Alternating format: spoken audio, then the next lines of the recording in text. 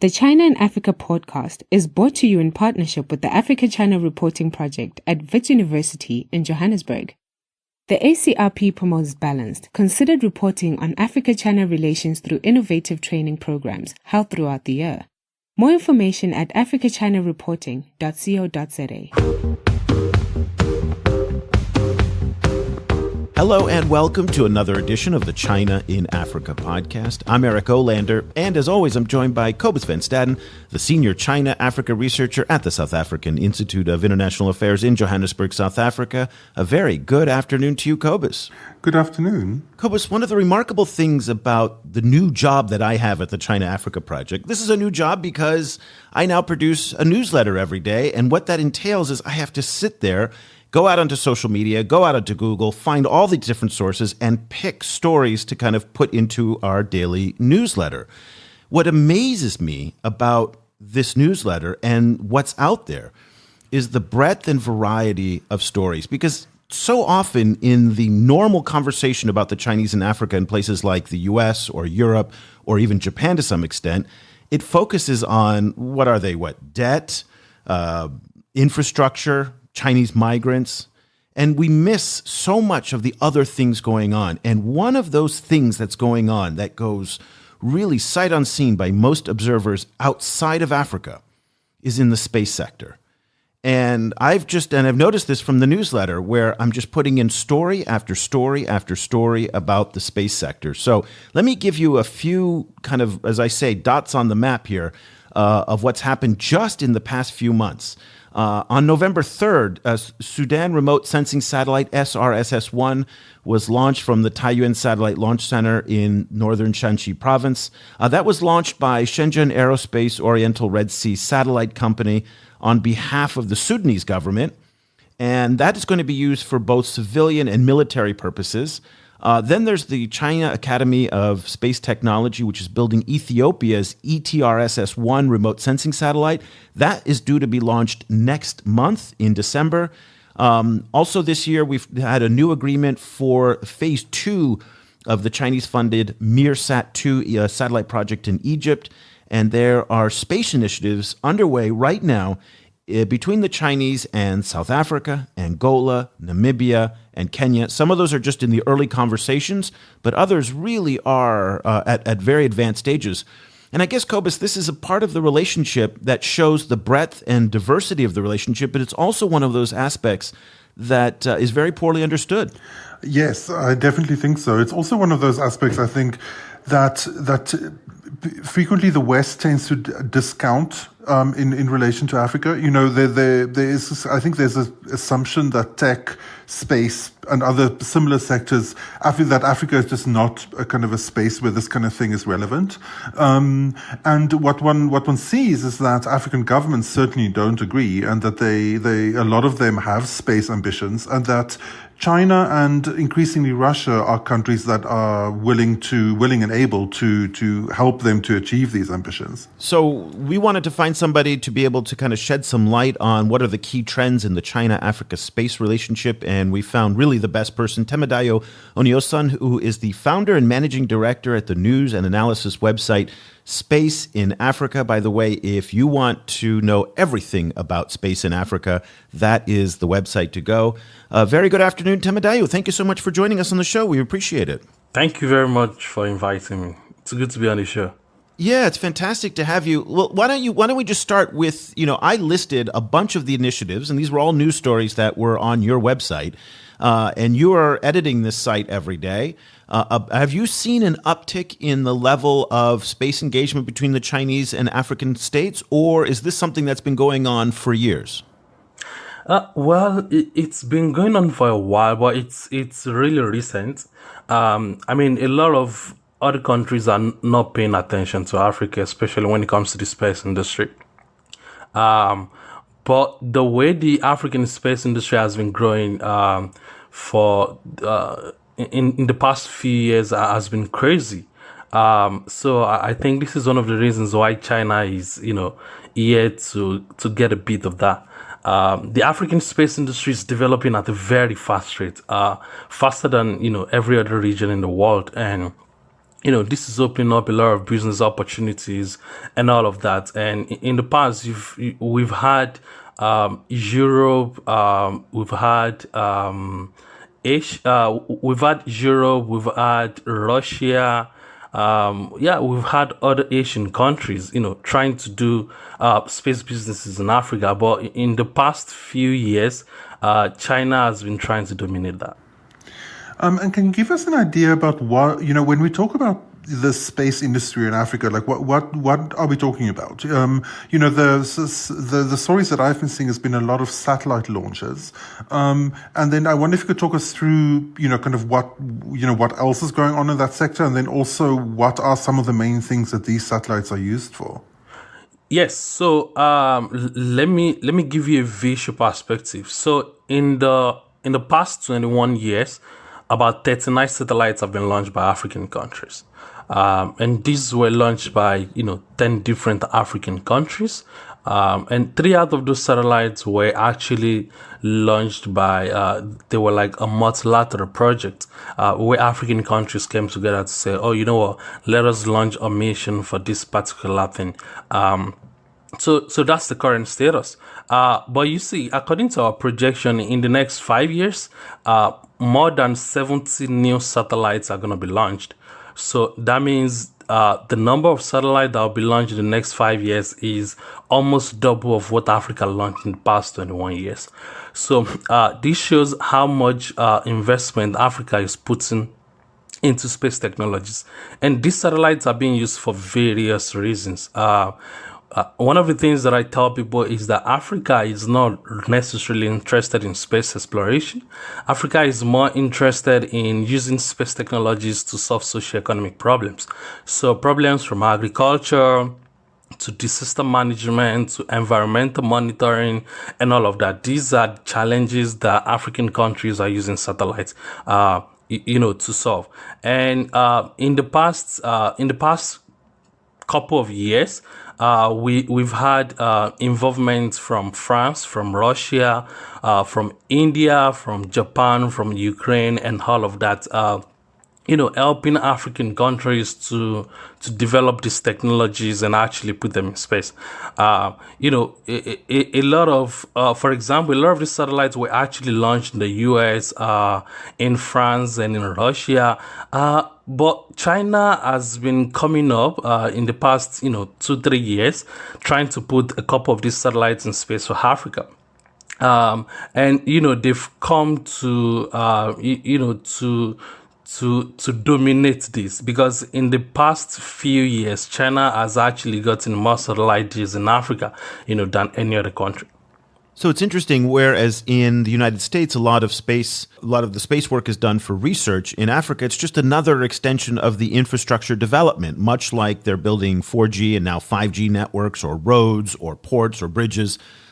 These satellites are, as you pointed out, used for space, but I mean used for practical terms to solve social and economic challenges in Africa. But I think what many people may find surprising, and I'd like you to address this because I'm sure it's a common question that you get, on a continent where poverty levels are still very, very high, where education is still quite basic, where roads don't always work and the infrastructure is subpar, where is the money coming from to launch all of this? Are they doing deals much like they're doing with other Chinese infrastructure projects where it's financed by the Chinese, and then in that build, operate, transfer model, the Chinese run it, make some money off of it, and then sell it back? What is the financing mechanism for these various satellites and all this space activity that's going on? Okay, so unlike popular opinion, most of these satellite projects were actually funded by African governments and commercial companies in Africa. And then we've got like some financing from universities and all of that.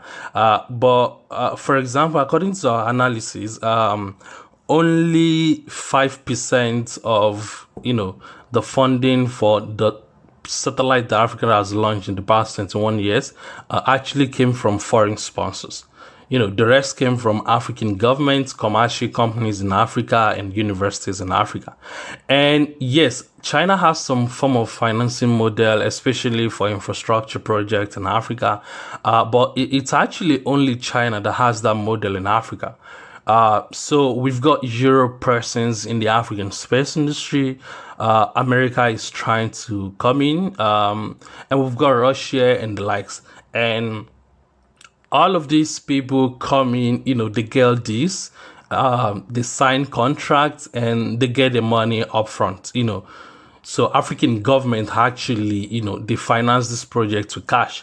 It's only China that has this model of, providing some form of aid, and grants in form of loans to actually finance this project.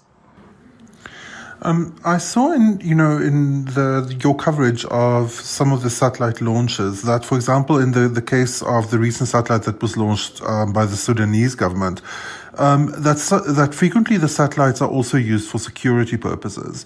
What does that mean? Like, what kind of security applications are being pursued through satellite technology in Africa? Well, I would say it's mostly surveillance. We've not really had like a deep tech space solution for security in Africa, except probably the Condor satellites that was launched by South Africa, which was built by Russia. But most of these Earth observation satellites are mainly just for surveillance and, security in terms of surveillance. So not really some deep tech solution. So if we say surveillance, then would it be like video surveillance? I mean, that the kind that my strong association is with, that the US Army would use in places like Afghanistan, for example. Would it be surveillance of phone, like telecommunication or phone conversations? Like, what kind of surveillance are we talking about? Okay, so most of these satellites are Earth observation satellites, so it's not communication. The surveillance is just, you've got an object up in space that can see, anywhere on Earth, right? But also most of these satellites, they don't really have, like a very high resolution. So their applications are also very limited.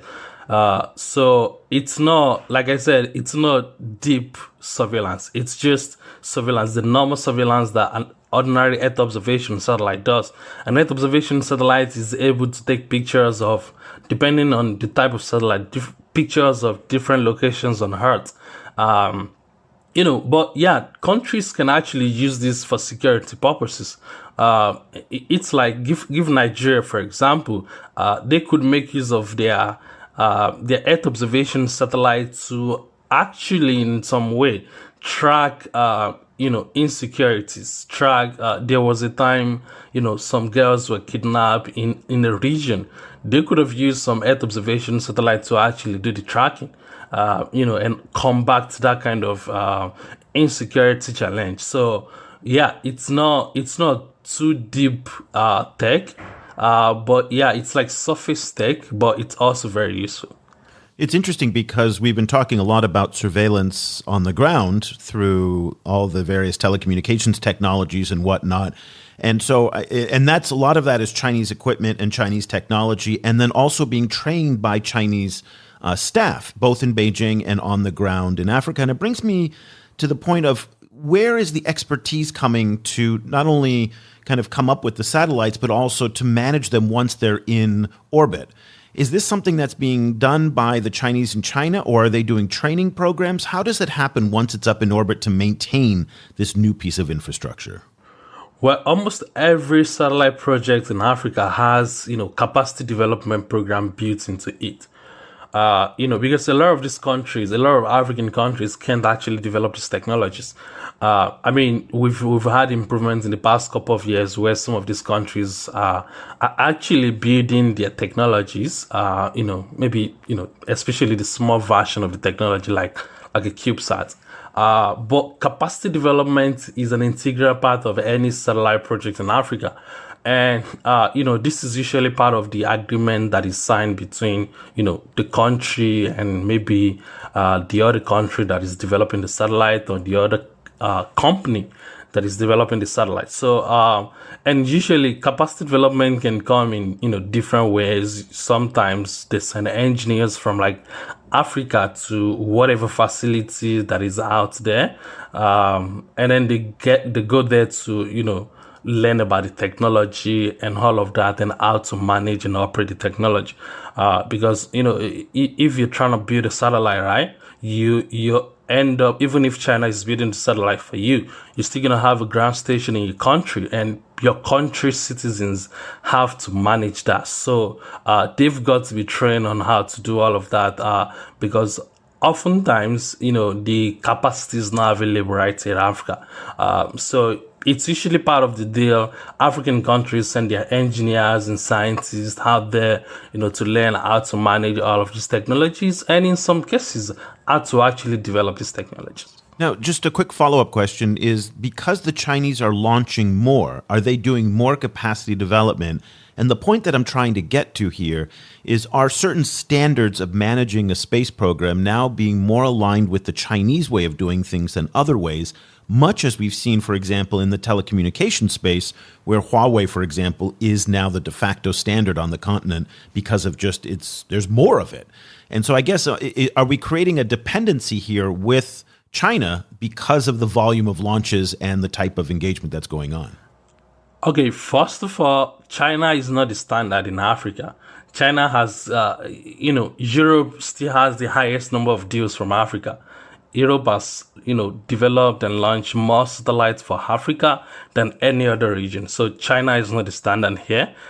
China is just trying to come up now. I mean, maybe in the next 2, 3, 4 years, China can be, maybe at the top because they've been signing a lot of contracts lately. But currently, China is not the standard. And, the whole capacity development thing, it's dependent on projects, because usually every satellite deal come with some capacity development program. So yeah, it's all about how many deals are you signing and what kind of capacity development program are you building into it. But that aside, there are like a lot of other capacity development programs going on in Africa around the space sector. There's like a lot of trainings and workshops on Earth observation. Even the African Union is investing a lot in capacity development in that area. So this is not a China thing. Let's just say it's the focus of, Africa, not just the countries, even the African Union, to actually build capacity in space technologies in Africa. And, they've been investing a lot in this in the past years. Support for this podcast comes from the Africa-China Reporting Project at Wits University School of Journalism in Johannesburg. The ACRP provides reporting grants, workshops, and other professional development opportunities for both African and Chinese journalists. Follow the ACRP on Twitter at Wits China Africa or visit africachinareporting.co.za for information about grants and upcoming seminars. Okay, this is a somewhat broad question, but, as someone who follows this sector and the development of the sector in Africa very closely, do you feel that all of the money that Africa is pumping into this, and then also the debt that's being accrued, to fund this, is it justified? Is Africa going to get like a space dividend from all of this investment? Okay, so this is it. A lot of investment in space technology does not necessarily bring in cash return, especially if you're putting an Earth observation satellite out there.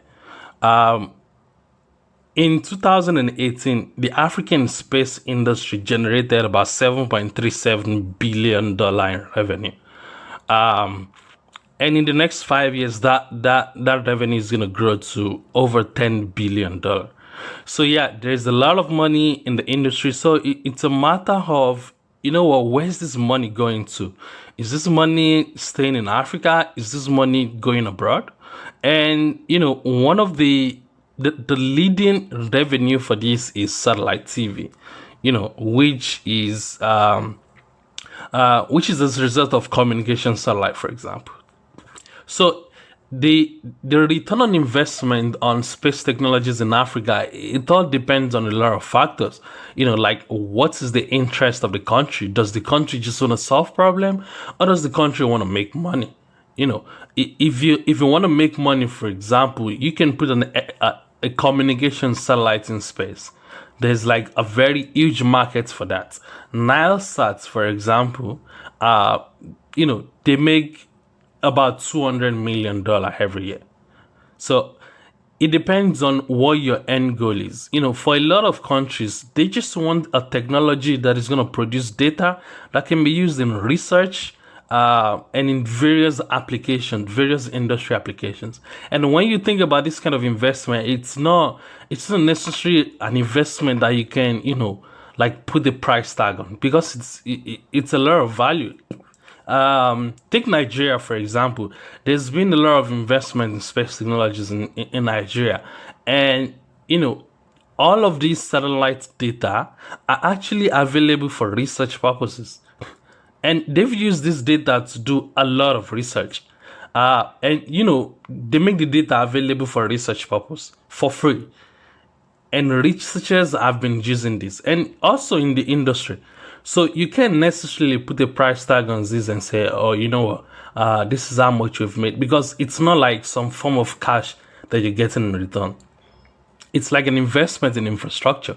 So it might not make sense to an ordinary person, but it's a lot of investment in research and development in the country. So it depends on what the country wants. It depends on, the kind of national space policy and strategy a company is working around. That would determine, what their end goal should be. But yeah, if you want to make cash return on satellite investment, the market is there. A lot of countries are already doing that in Africa. But if you just want to contribute to research and development in your country, you can also do that.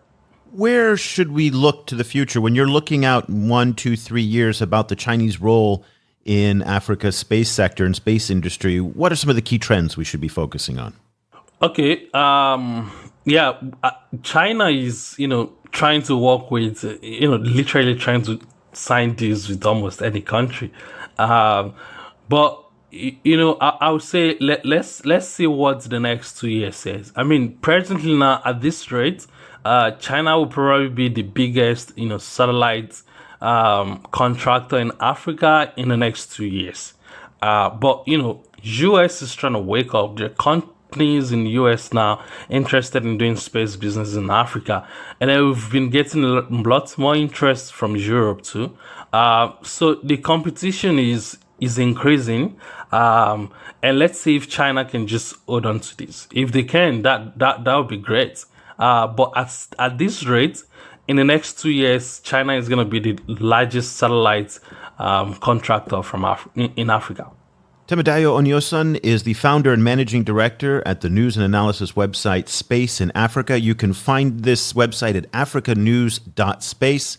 It's an absolutely indispensable website if you're looking at the broader kind of China-Africa relationship. There is quite a bit of China-Africa news that's on this website. Just go to the site, hit the search button, type in China, and boom, page after page after page of stuff comes up. Temidayo, if people want to follow both you and Space in Africa, what's the best way for them to do it and stay in touch? Yeah, follow us on Twitter or on every social media. We're on every social media. So, and it's also a great way to keep in touch with what's going on in Africa. So, follow Space in Africa on Facebook, Twitter, Instagram, and LinkedIn. Our handle is Space in Africa 1. You can follow me on Twitter, Temidayo Onyosun. Okay, well, I'll put links to all of that in the show notes. And we've just started up a subscription service. You have a subscription service. So why don't you give a little plug for what your subscription service offers? Yes, so we do a lot of in-depth business analysis about the African space industry, which is available to our premium subscribers. A lot of articles on our website is available to everyone, but in-depth analysis about investment, about projects, and what the future holds for the African space industry is available for our premium subscribers. And we invite people to do a subscription to that. Fantastic. Well, thank you so much for joining us. We really appreciate it, and it's so exciting for us to have the chance to talk about this topic with you. Thank you very much for the invite. Cobus, the most interesting thing to think about space in Africa is that it's just another piece of infrastructure. I never really thought of it that way. I always think of space as this kind of exotic research, landing on the moon, Mars. I don't know much about space, to be honest with you. I know probably as much as the next guy does. But when Temadayo kind of said it's really in pursuit of Africa's social and economic needs. That made a lot of sense. And that also makes a lot of sense why the Chinese are engaged in it so actively. Interesting, also another takeaway, that the Chinese don't dominate the space the way that they do, say, in telecoms. So there is a little bit of a lot of competition going on there. So a couple interesting takeaways from the discussion with Temadayo. Yes, very interesting. And it clearly chimes with the wider Chinese kind of Belt and Road, vision of connectivity. The Belt and Road has an official Belt and Road and Space section. And one can see why the Chinese would be interested in climbing this particular ladder in Africa, and how rapidly they're kind of expanding their presence in the field is very interesting. What's also very interesting for me is how Europe and China and Russia are all very, very active in this space, but the US doesn't seem to be that active in the African space. So it's going to be interesting to see if U.S. presence is going to increase. Well, the big problem, I think, facing the U.S. is the fact that they want cash up front, as Temadayo said, whereas the Chinese are willing to finance. And I think it's hard for an African government to come up with hundreds of millions of dollars to put a satellite into space and to pay for the launch, the research, and all of that. So I think the financing mechanisms are going to be very difficult for the Americans unless they can figure something out. But this might also be one of the areas where America's private sector comes in.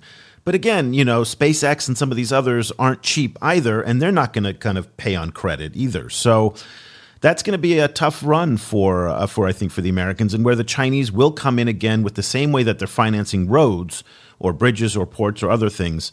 It's interesting because when he was talking about a lot of these space initiatives, I kept thinking too of the Arctic. And there's a big battle going on now in the Arctic as the snow is melting away and new kind of sea lanes are starting to open up. The Chinese are very aggressive there, and that has an impact on Africa in part because now the distance to go from Africa to China is going to change.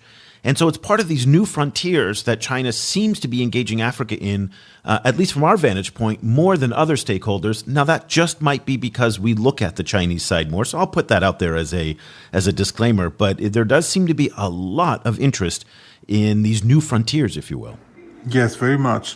And, not least from African governments, so it's very interesting to see the particular kind of African applications of this technology, the way that it gets focused on African issues and African problems, and also the way that it's actually being increasingly focused on African law enforcement. So, for example, South Africa has used space tracking of ships to crack down on drug trafficking and to crack down on illegal fishing. So it's going to be interesting to see, how, as more African governments gain capacity in this respect, how it's going to change governance in Africa. And of course, there is that worrisome security and surveillance aspect of it all that also is a concern with the telecommunication side, that in governments that don't have the laws or the restrictions or the guidelines in place to protect citizen rights, that this is yet another technology that can be used for both good, but also for ill as well. Once again, I'd like to give a plug for Space in Africa. It's a site that not a lot of people know about, particularly in our space in the geopolitical, economic side of things. africanews.space. It's a lot like what the China-Africa Project's doing in that it is very impartial, just putting out the information, letting everybody else make up their mind what they want to do with it. Not a lot of politics on there, but a lot of great information about African space news and analysis.